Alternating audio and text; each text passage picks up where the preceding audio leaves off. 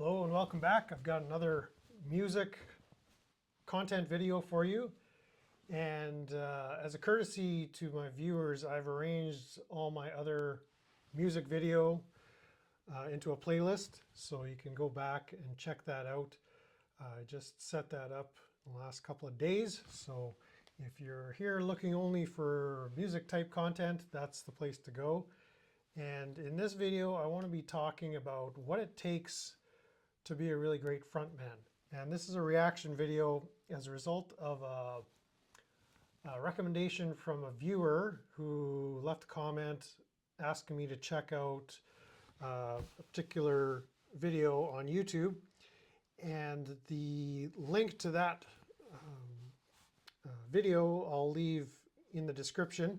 And it's from the band Go. And I was not familiar with the band Go.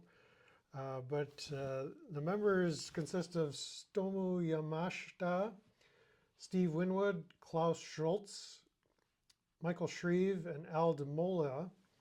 And this is considered like a supergroup, like all virtuoso musicians. I'm familiar with the name Steve Winwood because some of his biggest selling music came out in the mid 80s, Back in the High Life, I believe was the album that I'm most familiar with, and the single Valerie from the previous album. And so I gave this a listen, and it's all very good. Like there's nothing I disagree with there fundamentally. Again, it might not be something I reach for, just I need to listen to this, and I'll go through and listen to the whole album, which is in fact Go Live from Paris. So this band Go, and there are a few other musicians that contributed to this band. Among others, there was a collaboration with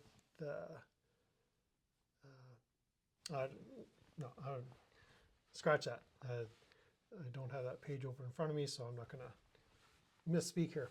But in any case, yeah, very solid performance on this track, Crossing the Line. And I do have yet to go back to listen to I have to go back to listen to the rest of it. But it got me to thinking, it's like, yeah, it's good, but it doesn't hit me. It doesn't have that edge that I like in my music. And if you've been following my music-oriented content for a while, you kind of may have picked up what my tastes of music are. And for specifically a frontman, like I want to concentrate on the frontman aspect of this. Steve Winwood, I'm not captivated by what he's doing. Like it's all very fine there, but it seems like anybody that's got some degree of lyrical vocal talent could step in and provide, you know, a vocal interpretation and get the job done. And it's not to say that Steve's a poor lyricist or songwriter or any of that. That's not it. It's just there's nothing grabbing me. There's no signature sound. And like if you've seen some of my retrospectives and tributes, you know, I list Alice Cooper and the band Kiss and others, and it's like very distinctive sounds coming from the frontman. I've you know given shout outs to Ted Nugent on this channel, and it's like there's something about their lyrical and vocal presentations. Like you can't just throw anybody in there and do it. Like there's cover bands for all of these artists that I've mentioned on this channel, and it's not to take away from anybody's effort. Oh, by the way, we got Alice over. Uncle Alice keeping a watch of what we're doing here. But having said that, it's like I think back to the music I grew up with, and there was a hook, not just in the groove, the beat, the rhythm, the bass line, the riffs, you know. I think the frontman is what makes the difference in a lot of the music that's really impacted me. I remember David Lee Roth was kind of one of the big ones that sprung out on the scene, through the late 70s, early 80s, like frontman par excellence. And then, long after he had died, I started getting into Bon Scott. Again, an incomparable presentation and in how he comes across, the attitude, the charisma, the growl, the the snarkiness in the songwriting, the lyric writing, and it's just Steve Winwood is just, it's just there. Like there's nothing uh, smacking me upside the head, so to speak, and that's okay. But it kind of triggered me into thinking deeper along the lines of, what is music? Is it because, okay, let me give you try to illustrate this point. Uh, or it's like, what makes music appealing to an individual? Because there's some cover versions out there that I really love. An example going way back is Joan Jett and the Blackhearts, Crimson and Clover. Like that's a cover tune. Somebody in the audience, I don't have it in front of me right now, who the original artist was, but that was a song from, earlier on in the 60s that was made popular again in the 80s. Another one I can think of, one of my favorites, Ace Frehley with New York Groove. That was a little known song from the earlier 70s, I believe, that he helped blow up on his solo record while in Kiss, and even paying tribute to the band ELO with Do Ya on his post-Kiss solo work. And Ace Frehley has really been able to find those songs that match his style, his attitude, his swagger. Another example for Ace Frehley is, I believe, Fox on the Run. He did a version of that, and was that Sweet that did that originally? I believe it was. Both versions I love, but Ace brings his signature sound to these things, and makes it something that I'm going to really embrace. Not that the ELO version was inferior in any way. Like that's not what I'm saying at all. But another example, kind of in inverse, is someone like Kiss.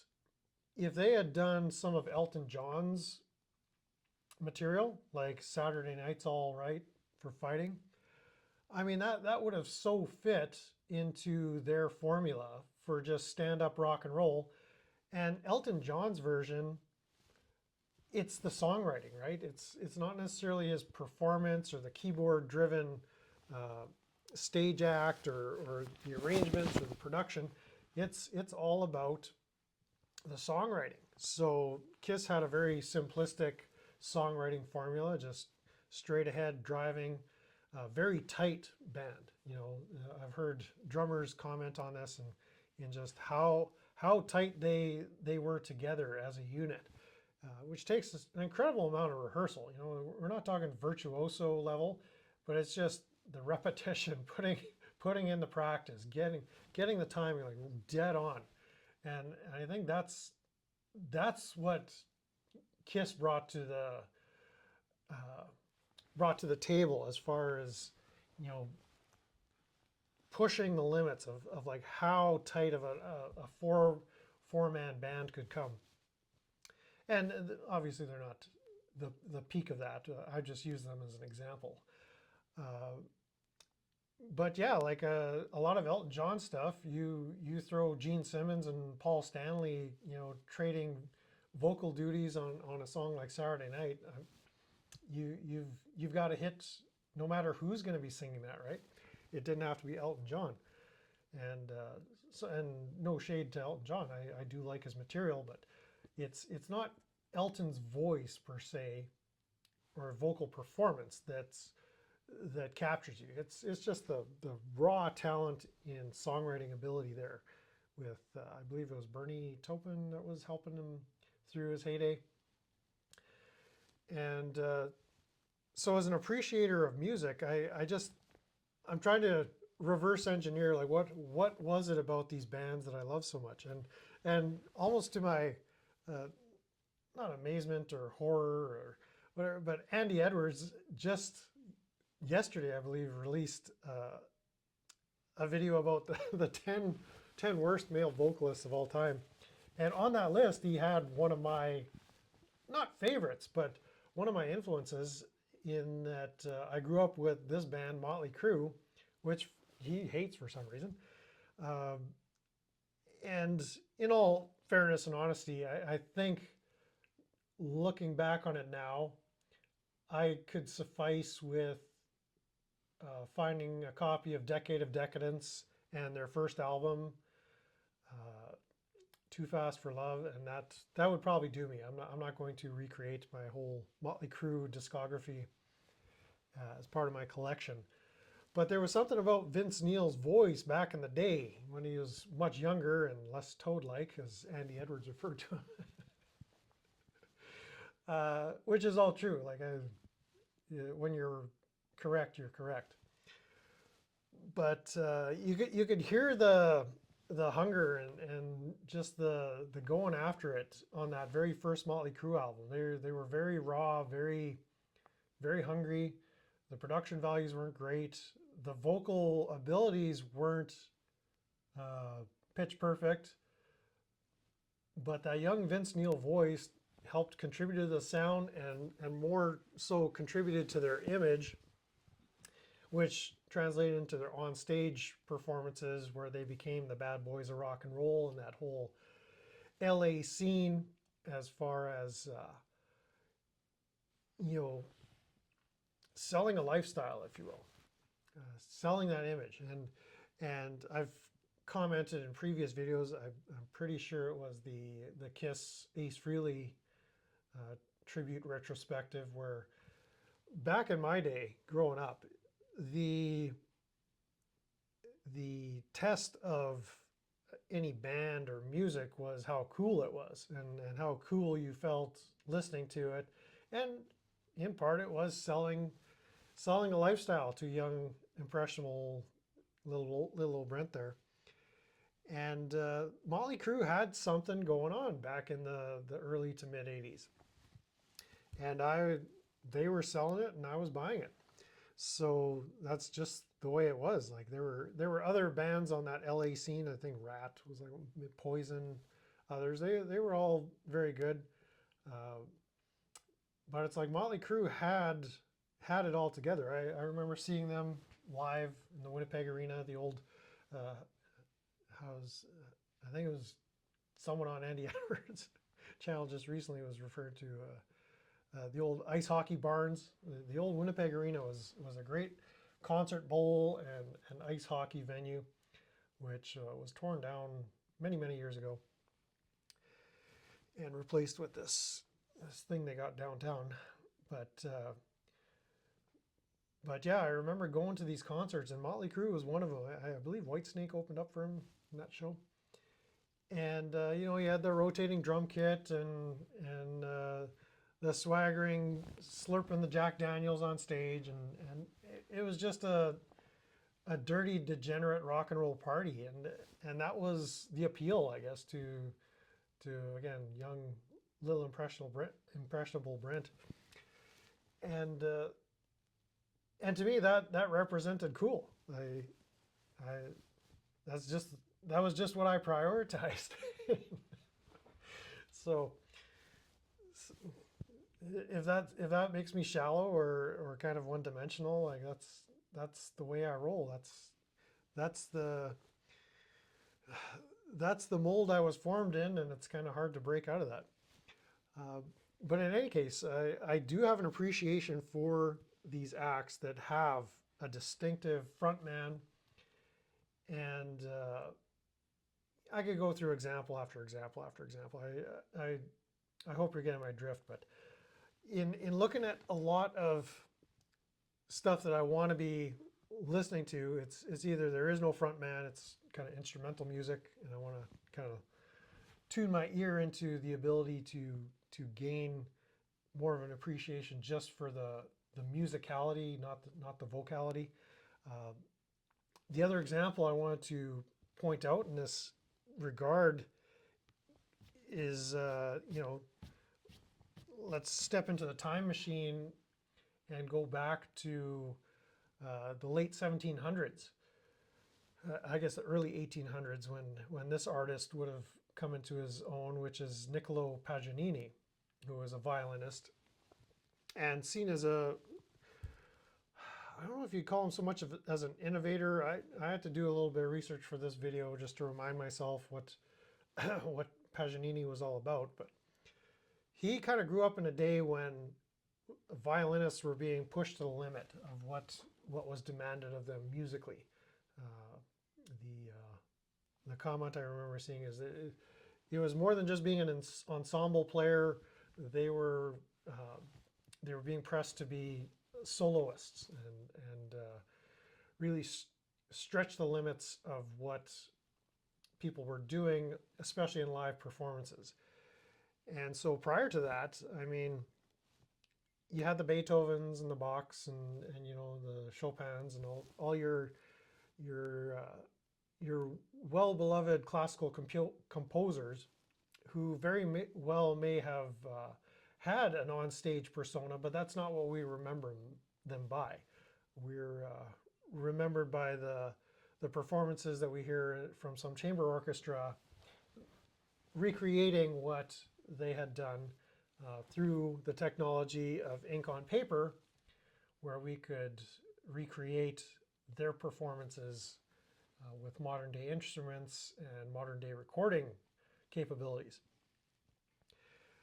But with Paganini, like there were reports, I remember coming across him years ago when his nickname was the Devil's Violinist. And this, I don't know if they changed his Wikipedia page, but there may be another page on the internet elsewhere. I didn't look it up.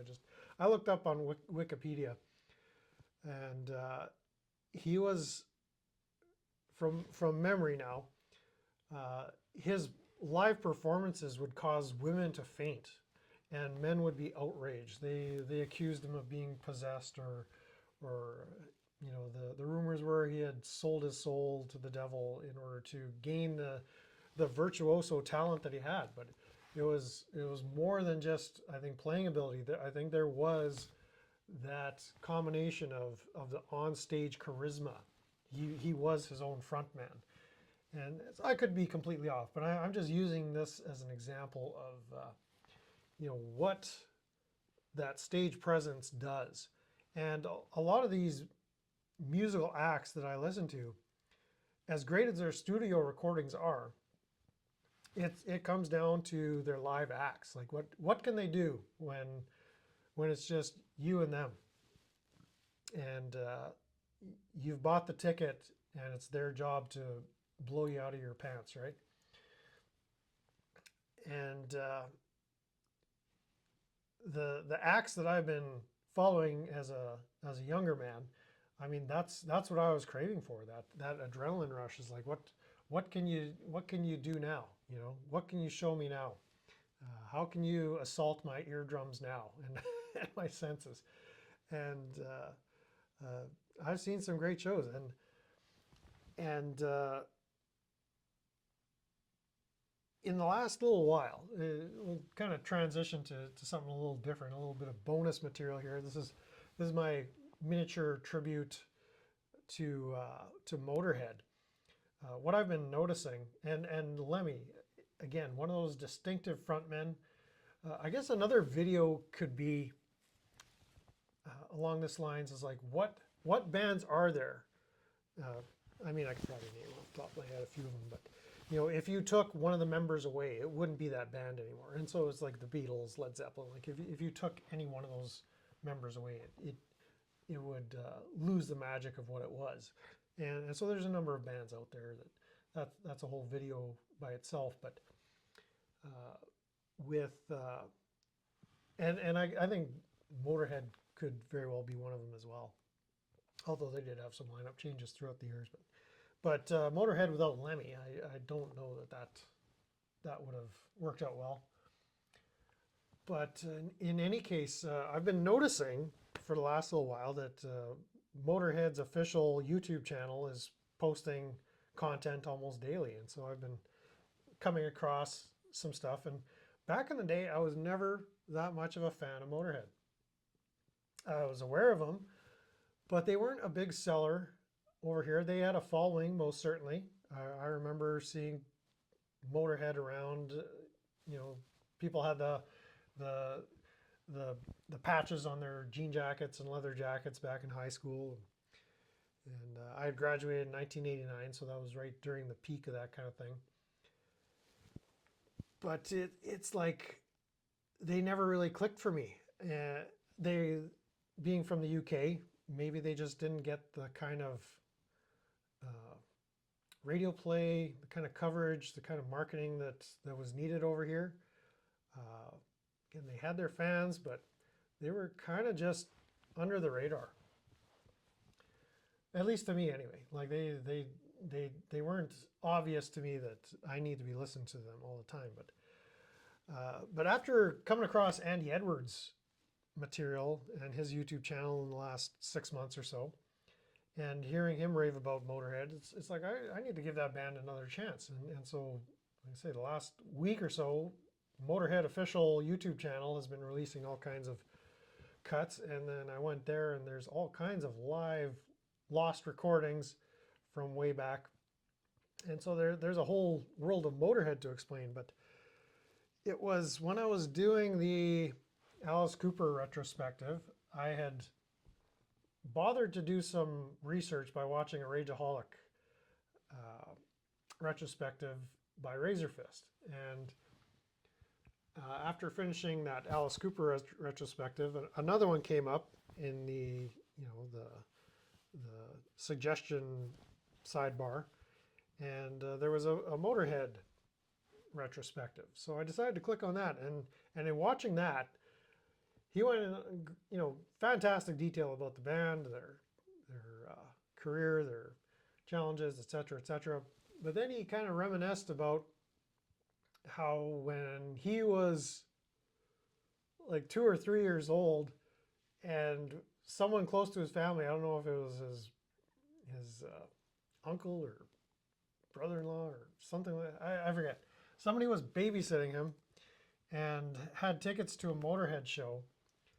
Actually, it was an Alice Cooper show. And Motörhead was opening.